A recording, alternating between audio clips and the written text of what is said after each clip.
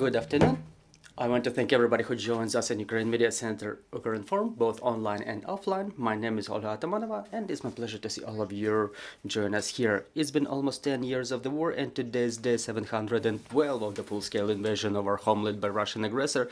And we have invited all of you today to discuss a very interesting and important topic. Today we are about to discuss the decision of the International Court of Justice of the United Nations on Ukraine's lawsuit, and we will talk about its consequences, since we have to understand, is it a positive or negative award for us? And to discuss this topic, we have invited Oleksandra Romantsova, human rights defender, executive director at the Center for Civil Liberties. And also joining us is Volodymyr Yavorsky, lawyer, Yavorsky, the stress is on the first syllable. So, human rights defender, program manager at Center for Civil Liberties. So we understand that on the 31st of January, we were witnesses of this award of the International Court of Justice of the United Nations as to discrimination of the indigenous people and financing on terrorism by Russian Federation. So again, let's start. What were the charges that we were pressing, and what were the conventions that we were using? So how should we perceive this current award? We've heard a lot of discussions by our experts, journalists who were expressing different opinions. Some were saying that it's a failure for us. Some were saying it's to some extent positive award. We were seeing the reaction of Russia, who recognized it as Ukrainians' loss. So what's going on really? First of all, thank you very much for this opportunity, for having me here. It's the new phase of having Ukraine included in the process of international justice. And here we have to talk why we are curious about it, why we are interested in it, because the Center for Civil Liberties documents the war crimes since 2014. And together with the Kharkiv Human Rights Group and Ukraine Helsinki Society, we have such an initiative that is called Tribunal for Putin, where we document the war crimes. And according to our calculations, there are more than 50,000 such war crimes committed in Ukraine, so almost 60,000 of them. See this systemic problem all the time, that the international crimes are committed in Ukraine, and all of the people in Ukraine are asking, where are those systems that are supposed to protect us? How can we get justice? And in fact, I like it a little bit that the journalists started sorting out that the problem, that they already know that there is no Hague Tribunal in The Hague, but there is like 5 different courts there. So International Court of Justice is an important forum because it's the court that unites all of the members of the United Nations, which reviews the responsibility and liability of the countries under all of the conventions that they signed. So you can, for example, Ukraine cannot press charges in Ukraine against Russia through that court if Russia is not a signatory of any of those conventions. So one convention that we use is the oppression of the indigenous people, and another is financing of terrorism. And we've submitted it before the invasion, and another set of charges were pressed with regard to invasion.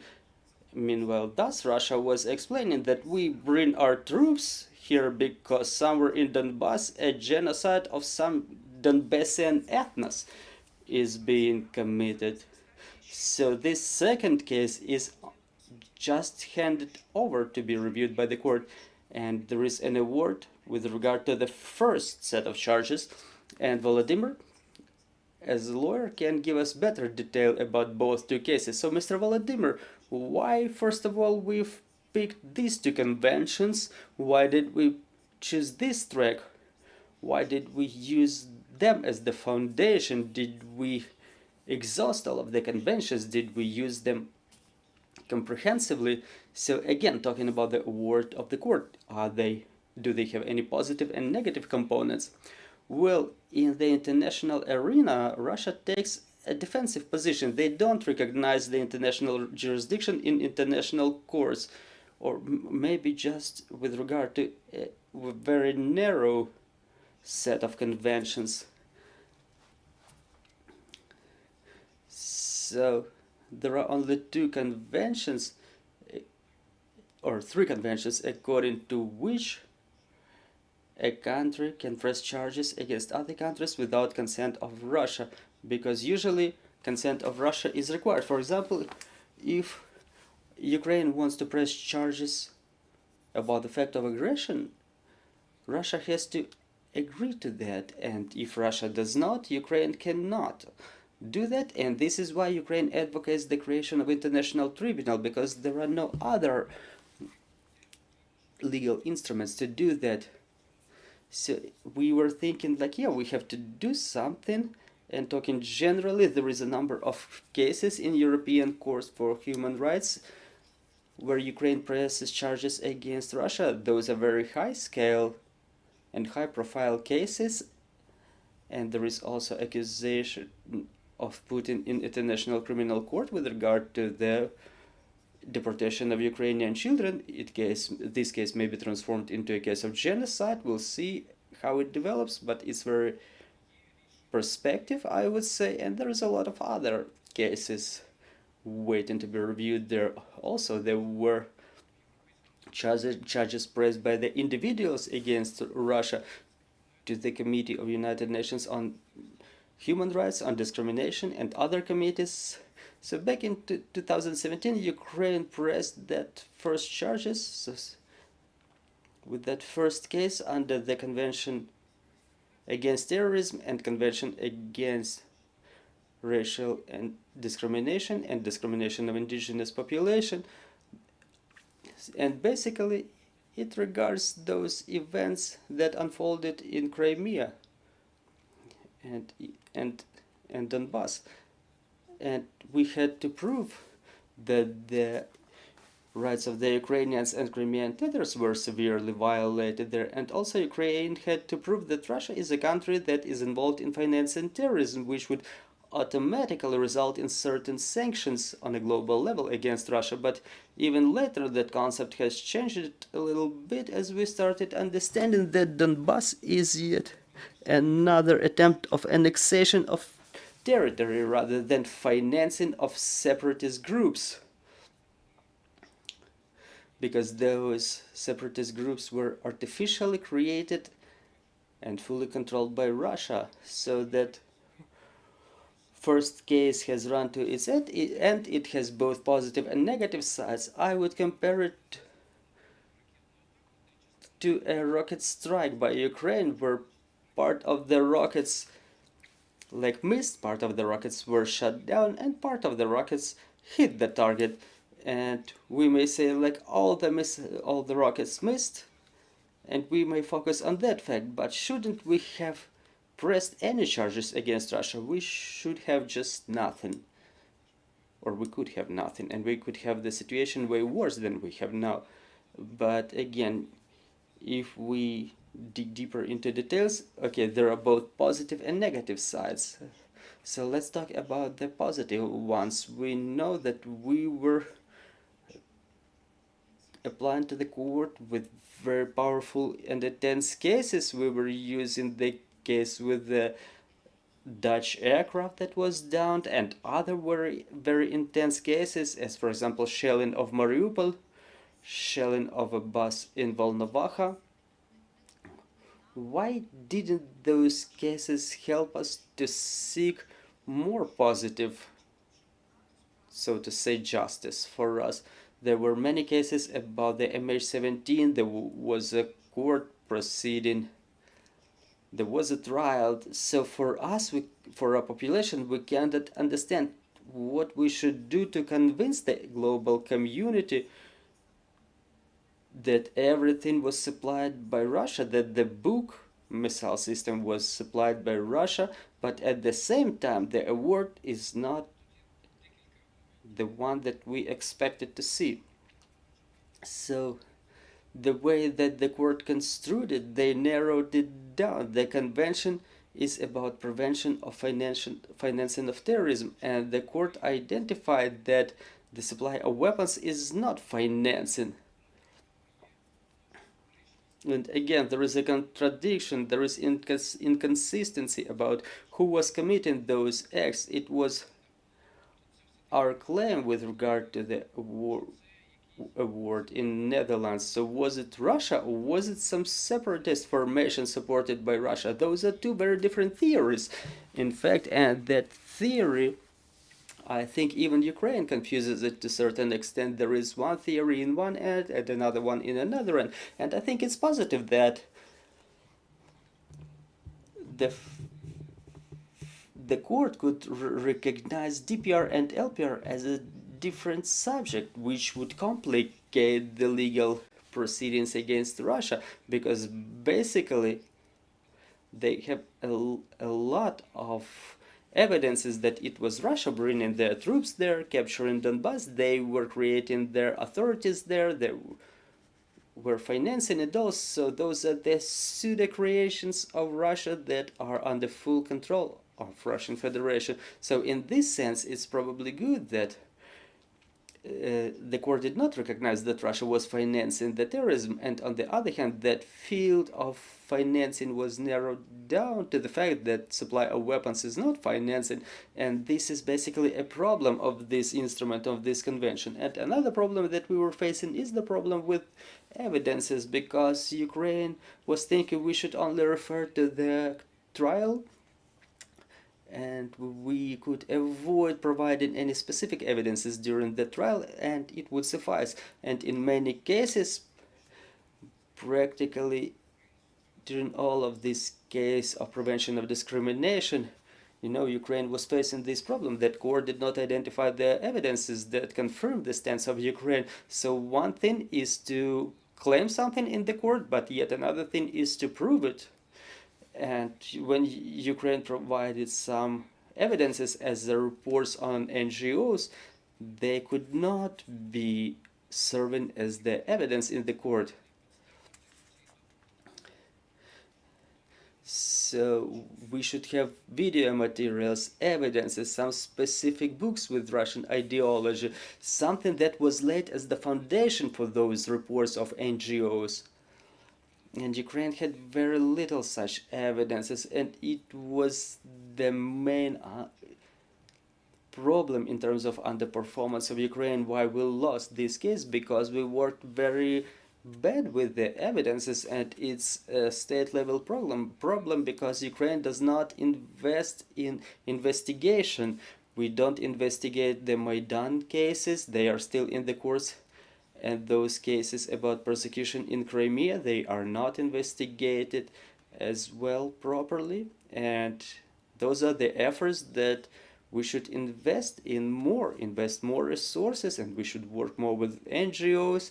Back then, the state was not ready to work with the NGOs to the extent necessary back then. But there are also positive sides in this process, because even regardless of the fact that Russia was not recognized as the country which financed terrorism, still it was identified as the country which discriminates Ukrainians in Crimea. That's already a proven fact. It cannot be debunked.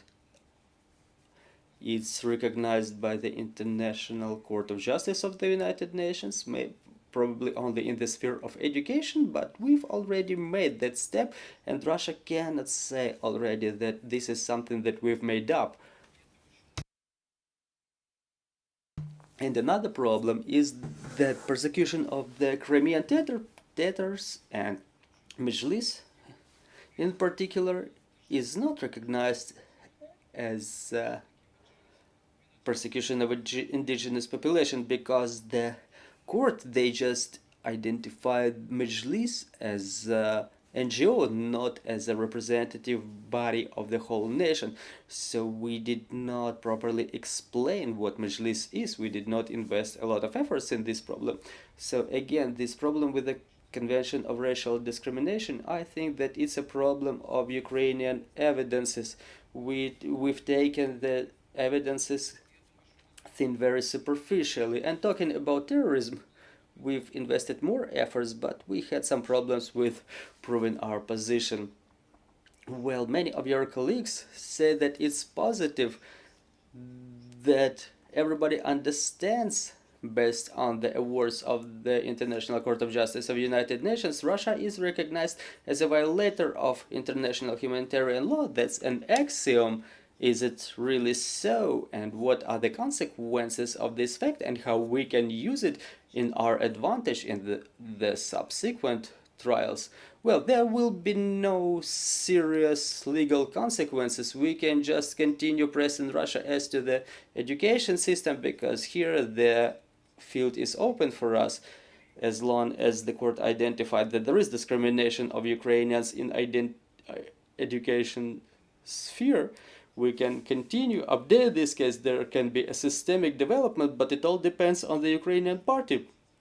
But this award has a political role. This is the first award made under this convention, and it's important that Ukraine has made this step, that we've got it, we've got this award. But another side of it is political. In the United Nations, we have a lot of things that are obvious for us, but for some 2/3 of the countries of the United Nations, those things are not so clear and obvious. It's difficult to push the Ukrainian agenda for African, South American, or Asian countries, South Asian countries, because they don't understand it. And when there is the award made by the International Court of Justice of the United Nations about the discrimination, they all see that there is no problem with the Ukrainian side. They understand that we did not violate the international law. It expands our capabilities in terms of influence on Russia.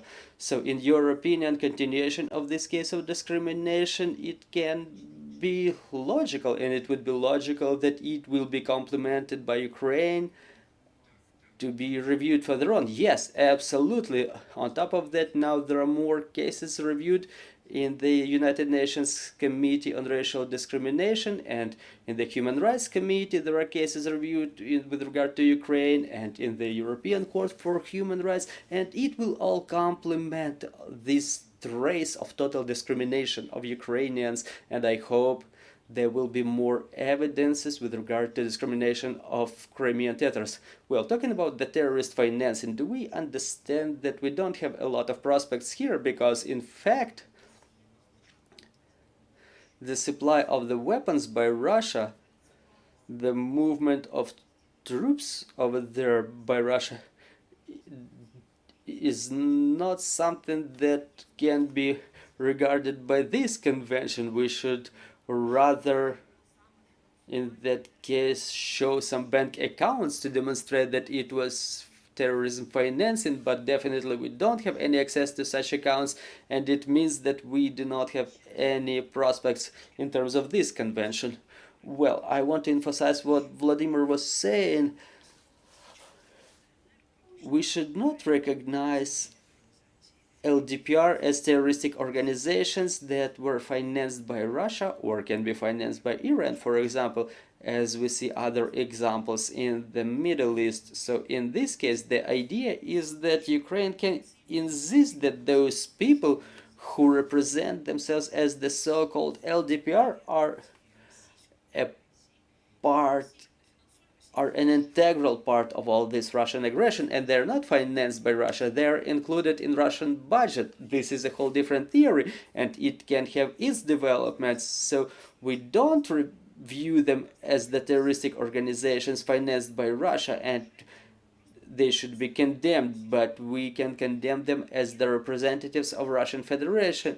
So, you know, those legal nuances here, when we talk about the international assessment of terrorism, it's a new sphere where the Geneva Conventions are not developed so well with regard to financing of terrorism, and these conventions which contain the definition of what terrorism is, but what to do if a whole state acts as a terrorist state. So in this area we have certain prospects, and Ukraine can be not only a user of the existing documents, existing instruments with regard to which we were applied to the court, but a country that can be, so to say, a pusher, a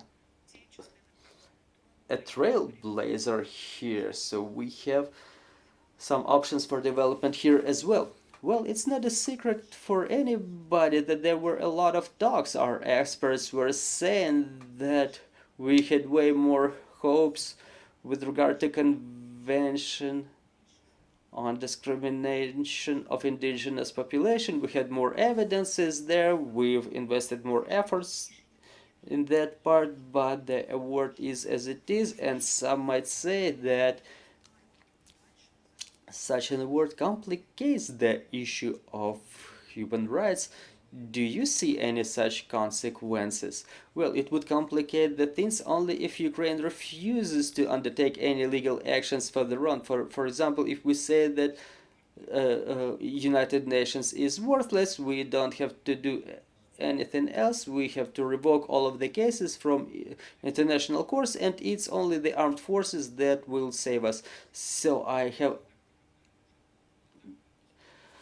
know a lot of people in Ukraine who are inclined to think so, but it will complicate things for us because it will contain no restrictions for Russia. As I've said, there is a lot of trials in other institutions of United Nations, Committee for Human Rights, Committee for Racial Discrimination, European Court for Human Rights, and so on, where all those cases will be reviewed as well, and we will continue defending our people, because I think Ukraine is supposed to defend the people who ended up in occupation using all of the available legal mechanisms.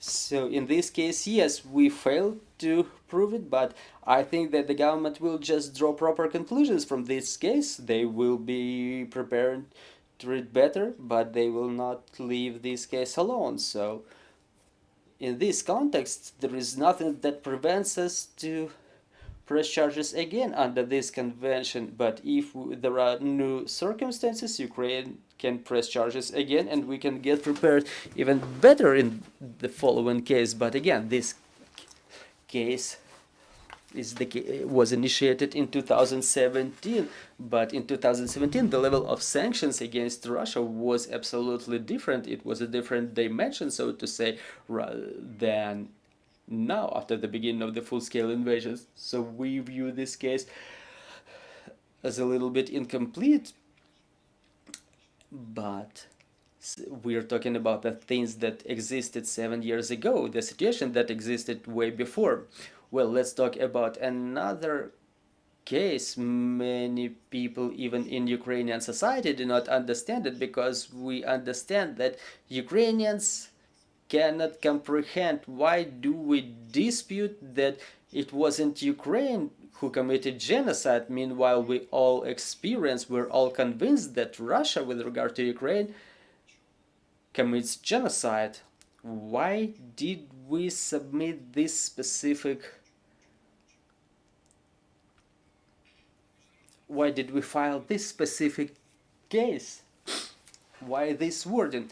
Well, in the international law, the attack can happen in 3 cases. First, it's the act of aggression, well, because there are no legal grounds for such actions. Another is the act of self-defense. For example, Ukraine attacks Russia. And third is to prevent genocide. And Russia was working for 8 years. They were bombarding everybody with propaganda, with information about genocide of Russian speakers in Donbass. They had a very serious campaign all over the world. And if you watch the address of Putin in the beginning of special military operation, his argument is that he starts the special military operation to stop genocide in Donbass. That was legal grounds for him to initiate those military operations. This is why Ukraine filed that case to the court to have it recognized that there is no genocide of any Donbass people in Donbass. It's all made up, it's propaganda, and it automatically entails legal recognition of unacceptability of all that military operations against Ukraine. So Russia changed its propaganda after that. In their propaganda, they started developing another topic of self-defense against NATO. And it's very bright, it's very demonstrative in this propaganda. But again, the court will destroy all those claims because they have to prove that NATO was a threat to us. So basically, this is how we clear the way for our defense against Russia in legal sphere, because they will be deprived of all of the legal instruments to defend themselves. This is why Ukraine wanted to get everything in terms of this genocide case. So Ukraine was saying that since the accusations of genocide are untrue, Russia is supposed to pay reparations for all of their activities, and the court said we cannot do this because, yes, even if we recognize that their actions were in compliance with conventions on genocide, to identify actions of Russia as aggression, we have to prove that it was not self-defense, and it has a more broad meaning, and court said that we have a limited jurisdiction and we cannot review this case. Some started saying that Ukraine would not get reparations, it's a failure, but it's not so, because the way to reparations is still open. The court is about to come up with the award on the genocide in the eastern part. The court said that Russia is supposed to stop the military operation, but Russia did not comply with those requirements, so there is a way to compensation under this case, and it will all depend on the preparations on the legal side by Ukraine. But doesn't it tell us that after this case we should press more charges, we should file another claim saying that we want to debunk this self-defense thing by Russia? Well, it cannot be debunked. We cannot file to the court against Russia because Russia has to accept the jurisdiction of international courts, and they will never do that. And this is why all over the world Ukraine is clearing the platform. This is why we need this special tribunal for aggression, because currently there are no legal mechanisms using which Ukraine as a state can protect itself against the act of aggression, and this tribunal with regard to aggression should solve this first case. They should state that yes, there is a fact of aggression, but to do this they have to identify that it's no self-defense. And in the legal community, many might say that as soon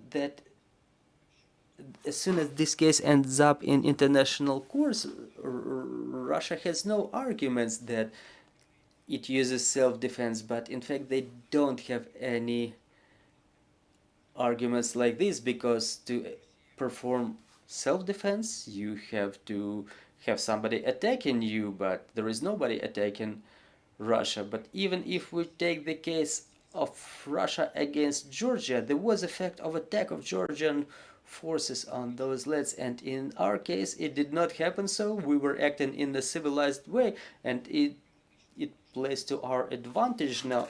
And on the legal side we are on the winning track, and this is why we have to seek this aggression tribunal establishment. Thank you very much, dear colleagues. Do we have any questions on the floor? You're kindly invited to join our conversation. Well, now there is some feeling, you know, that the war going on now demonstrates those problems that not all of the instruments in the international law that are efficient.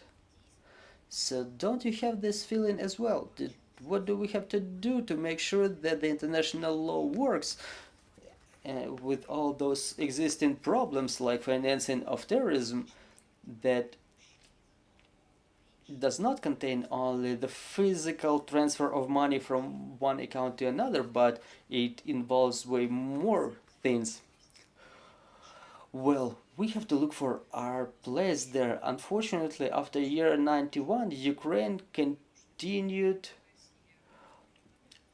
to just moving along the Soviet track, you know, with regard to many international organizations. We were trying not to interfere when there was some serious voting. So now Ukraine has a chance to change their position and to be a part of restoration of this global security architecture. It would be of advantage to Ukraine in terms of our relations with South American, African, or South Asian countries, because previously Europe was discussing it within the Council of Europe, you know, and they were excluding themselves from United Nations in this way, like United Nations existed for all other countries but Europe. And now we found out that we need diplomatic ties with Europe, Canada, USA. And on top of that, we need the diplomatic ties with more than 100 other countries of the world, because there are interests of Russia there are interests of Ukraine there, and all of the international law is based on the conventions, on the agreements.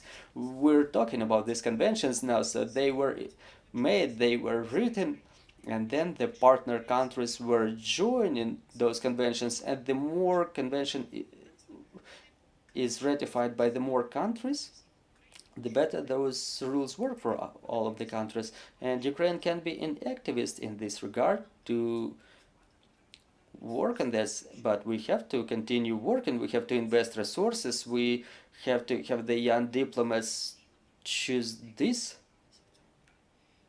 area as area of their professional interest. We have to have legal specialists involved in the process. I would like to add that international institutions, international law is the reflection of the will of the countries. All of the global world order is based on one concept of sovereignty of the states. So without the consent of a country, no one should interfere in my business, in my affairs. We can treat it good or bad, but Ukraine was always supporting this way of things. All of the countries do support it, and there is no better order invented so far. And it continued working just until the very moment before the United Nations Security Council ended in the dead end, when one of the permanent members of the Security Council started neglecting all of the existing rules and procedures. So before that, it was a so-called diplomatic war through proxy wars or some other things like that. But now there is an open conflict which demonstrates to the whole world that international law doesn't work here. But we should find a way out of this situation, and there is no consensus about how to do this. There are big countries who do not want to be managed by small countries, and democracy is impossible here to a certain extent, but how to do it? Now there's a lot of discussions around that, and Ukraine is supposed to protect it with all means possible, because first of all, it ensures our support in the West by the countries which support us, and secondly, it establishes the guarantees of our protection for future, because sooner or later we have to find the solution how a small country can defend itself against a bigger country, against of aggression made by bigger country, or we continue seeing other big countries attacking more smaller countries, or we create some mechanism. So, Mr. Volodymyr, we understand the challenges that international law is experiencing now. But on the other hand, you said that our country and all of the institutions are underperforming. We're a little bit behind our homework. So what should we do to improve this evidences collection to prove those crimes committed? What should we do? So first of all, we have to establish a special institution that would be tasked with collecting evidences regarding the international crimes. We have more than 100,000 of them. If we establish this institution today, they will be busy for the next 10 years. If we do not create this institution, those crimes will be never investigated. And 90%, at least 90% of those cases. And to do that, we have to have proper investigative bodies. We have to continue cooperating on the diplomatic field. We have to be proactive. And let me remind you about one example. For example, Ukraine has a case with International Criminal Court. There is an award, there is a warrant for arrest of Putin, and we have not ratified the Rome Statute. In fact, we do not recognize it. But on top of that, since 2014, we are an associated member of this court, but there was no single time. We don't even have a representative of a diplomatic corps who would be taking part in the trials of this court. So Ukraine is just absent in ICC. We don't even have a responsible person in MFA who would be in charge of cooperation with ICC. And this non-proactive position in such international organizations is surprising. It cannot yield any result. Russia takes a proactive position everywhere. They're present in every single international body. Moreover, they promote their representatives everywhere. They try to put their NGOs everywhere who provide their evidences. They bring their media, their mass media. It's a huge machine that works all over the world. And we have to work at least in a diplomatic field. We have to increase the budget and we have to make our stance more proactive.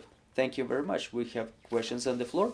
Ukrinform, Marina Kožuchar. I would like to just ask for more details. What exactly are the claims that Ukraine has to file to get the reparations that we were talking about earlier?